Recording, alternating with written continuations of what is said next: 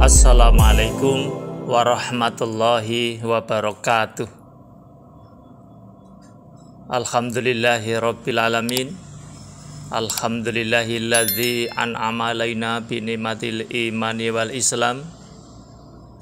Asyhadu an la ilaha illallah wahdahu la syarikalah wa asyhadu anna Muhammadan abduhu wa rasuluh. Allahumma sholli ala Muhammad wa ala ali Muhammad. Bapak, Ibu, dan Saudara sekalian, pengusaha UMKM yang saya hormati, yang saya banggakan, dan semoga usahanya lancar. Kali ini saya akan menyampaikan informasi berkaitan dengan sertifikasi produk halal. Saya akan menyampaikan regulasi jaminan produk halal atau JPH dan kebijakan Badan Penyelenggara Jaminan Produk Halal yang disingkat BPJPH.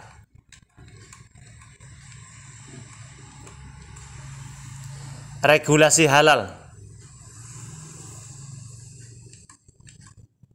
Dasar hukumnya adalah Undang-Undang Nomor 33 Tahun 2014 tentang Jaminan Produk Halal. Peraturan Menteri Agama Nomor 26 Tahun 2019 tentang penyelenggaraan jaminan produk halal. Undang-Undang Nomor 11 Tahun 2020 tentang Cipta Kerja. PP Nomor 39 Tahun 2021 tentang penyelenggaraan bidang jaminan produk halal.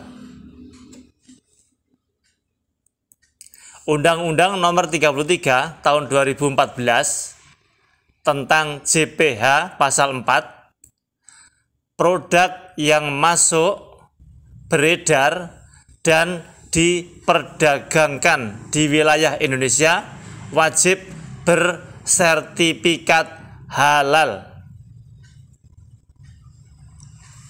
Ini untuk memahaminya tentang lembaga-lembaganya. BPJPH, kepanjangan dari Badan Penyelenggara Jaminan Produk Halal. Badan ini di bawah Kementerian Agama yang bertugas dalam proses sertifikasi dan jaminan produk halal dan untuk menyelenggarakan JPH. LPH, Lembaga Pemeriksa Halal, lembaga yang bertugas melakukan proses pemeriksaan dan atau pengujian terhadap kehalalan produk dan merupakan institusi yang diakui oleh BPJPH untuk menjalankan fungsi dalam sertifikasi halal. MUI, Majelis Ulama Indonesia, wadah musyawarah para ulama, zu'ama, dan cendekiawan muslim. Selanjutnya saya sampaikan era baru JPH dan sertifikasi halal Indonesia. Komponennya sifat. Dulu atau semula voluntari atau sukarela. Sekarang mandatori atau wajib. Penyelenggara. Dulu swasta, ormas, MUI, LPPOM, MUI. Sekarang negara, BPJPH. Pihak yang terlibat dahulu tunggal, MUI sekarang multi aktor, multi stakeholder, instansi, lembaga, dan lain-lain. Urusan dulu individu, sekarang kolektif. Jenis produk dahulu makanan, minuman, obat, kosmetik, jasa, serta jasa secara terbatas. Sekarang barang, makanan, minuman, obat, kosmetik, produk kimiawi, produk biologi, produk rekayasa genetik, barang gunaan, sedangkan jasa penyembelihan, pengolahan, penyimpanan, pengemasan, pendistribusian, penjualan, dan penyajian. Berikutnya, pelaku usaha. Dahulu, pelaku usaha yang mau dan membutuhkan sertifikasi halal. Sekarang, semua jenis usaha dan pelaku usaha yang wajib bersertifikat halal. Besar, menengah, kecil, mikro. Selanjutnya skala. Dahulu, lokal, nasional, internasional. Sekarang lokal, nasional, internasional, dalam kurung halal global. Selanjutnya lingkup kerjasama internasional. Dahulu people to people, business to business. Sekarang government to government, G to G, MRA, Mutual Recognition and Agreement. Selanjutnya, pengawasan dan pembinaan. Dahulu tidak ada, sekarang BPJPH dan kementerian garis miring lembaga terkait, pengawas JPH, partisipasi masyarakat. Profesi, dulu auditor halal, sekarang auditor halal, penyelia halal, pengawas halal, manajer halal, chip halal. Saya teruskan, regulasi halal. Sertifikasi halal mulai wajib 17 Oktober 2019. Timeline tergantung jenis produk. Registrasi OES, NIB, si halal, BPJPH sama dengan STTD. Audit dilakukan oleh lembaga pemeriksa halal. Keputusan audit ditentukan oleh Komisi Fatwa MUI Ketetapan Halal. Sertifikat halal diterbitkan oleh BPJPH. Masa berlaku 4 tahun. Ruang lingkup sertifikasi halal PP nomor 39 tahun 2021 pasal 135, produk yang wajib bersertifikat halal adalah barang, makanan, minuman, obat, kosmetik, produk kimiawi, produk biologi, produk rekayasa genetik, barang gunaan yang dipakai, digunakan, atau dimanfaatkan. Jasa adalah penyembelihan, pengolahan, penyimpanan, pengemasan, pendistribusian, penjualan, dan atau penyajian.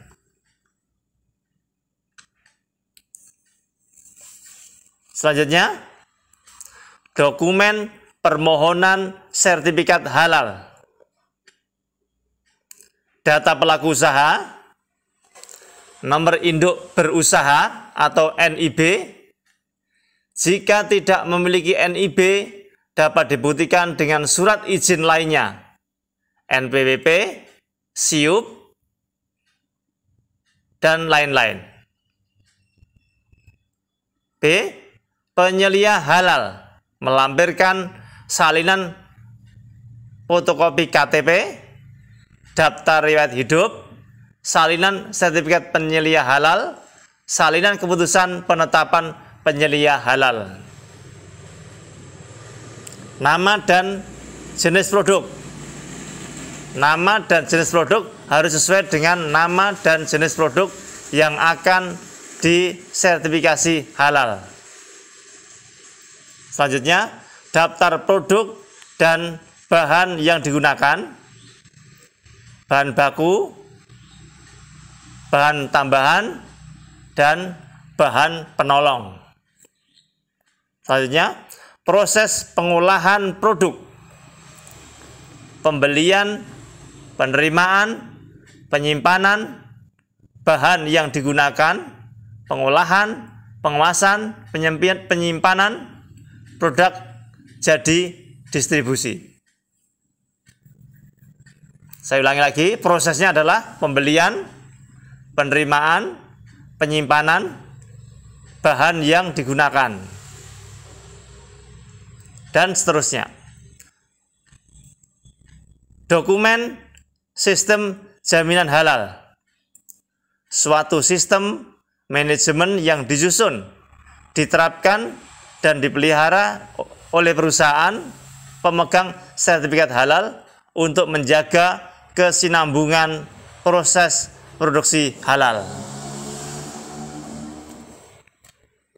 Saya lanjutnya adalah tata cara pengajuan permohonan sertifikat halal.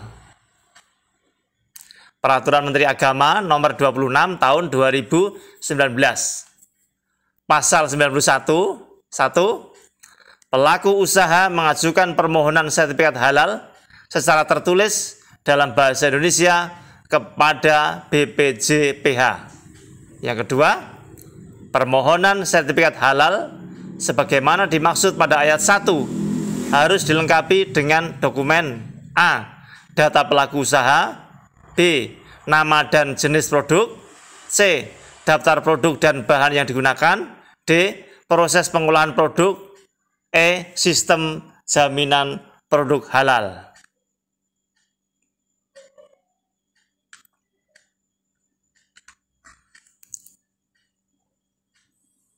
Selanjutnya, sertifikasi halal bagi pelaku usaha mikro dan kecil. Pelaksananya adalah pelaku usaha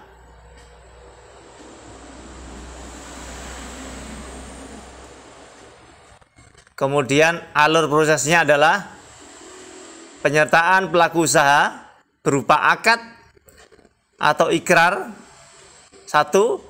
Kehalalan produk dan bahan yang digunakan, 2. Proses produksi halal. Nah, selanjutnya ini pendamping PPH adalah tugasnya memverifikasi dan memvalidasi pernyataan ikrar tadi yang halal tadi. Kemudian selanjutnya dari BPJPH kemudian menerima pernyataan ikrar halal dari pelaku usaha. Kemudian dilanjutkan ke MUI. MUI melakukan sidang fatwa halal. Nah, setelah MUI menyatakan halal, maka BPJPH menerbitkan sertifikat halal. Ini ada keterangannya, saudara semuanya. Kewajiban bersertifikat halal bagi pelaku usaha mikro dan kecil didasarkan atas pernyataan pelaku usaha mikro dan kecil dengan kriteria A. Produk tidak berisiko atau menggunakan bahan yang sudah dipastikan kehalalannya. B.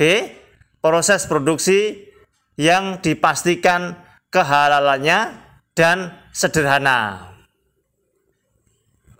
Pernyataan pelaku usaha dilakukan berdasarkan standar halal yang ditetapkan oleh BPJPH. Pendampingan PPH dapat dilakukan oleh organisasi kemasyarakatan, lembaga keagamaan Islam yang berbadan hukum, perguruan tinggi, instansi pemerintah atau badan usaha sepanjang bermitra dengan ormas Islam atau lembaga keagamaan Islam yang berbadan hukum dan atau perguruan tinggi. Untuk selanjutnya, pelaksanaan verifikasi dan validasi dilakukan terhadap pernyataan pelaku usaha yang berupa akad atau ikrar yang berisi kehalalan produk dan bahan yang digunakan, proses produk halal. Dokumen atau informasi produk paling sedikit meliputi merek atau nama produk, jenis produk, dan daftar bahan. Nah, yang itu tadi adalah ketentuan pelaksanaan persyaratan umum. Nah, untuk selanjutnya, ketentuan pelaksanaan persyaratan khusus. Produk tidak berisiko atau bahan yang sudah dipastikan kehalalannya memiliki kriteria bersertifikat halal atau termasuk dalam daftar positif, tidak menggunakan bahan berbahaya dan atau telah diverifikasi kehalalannya oleh pendamping PPH. Bahan yang digunakan dalam PPH dipastikan kehalalannya. Bahan dikelompokkan menjadi bahan haram, bahan kritis, dan bahan tidak kritis atau daftar positif. Bahan haram tidak boleh digunakan. Bahan kritis harus dilengkapi dengan dokumen pendukung berupa sertifikat halal. Bahan tidak kritis dapat digunakan tanpa dokumen pendukung kehalalan bahan dan atau bahan tidak kritis ditetapkan oleh BPJPH berdasarkan fatwa MUI dan hasil kesepakatan dengan kementerian atau lembaga serta stakeholder terkait. Nah, demikian tadi saudaraku semuanya, pelaku usaha UMKM, regulasi jaminan produk halal, dan tata cara untuk mendapatkan sertifikat halal. Mari saudaraku semuanya, pelaku usaha UMKM, agar semuanya berjalan dengan baik, semuanya bisa saling melengkapi dan saling membuat kehidupan kita nyaman, aman, baik dari produsen maupun dari konsumen. Maka ayo mari kita daftarkan produk UMKM kita agar menjadi halal dengan dibuktikan dengan mempunyai sertifikat halal. Demikian yang bisa saya sampaikan. Untuk keterangan lebih lanjut bisa menghubungi pendamping proses produk halal. Demikian, mudah-mudahan bermanfaat dan tetap semangat untuk memproduksi dan membangun ekonomi yang halal. Tetap semangat. Assalamualaikum warahmatullahi wabarakatuh.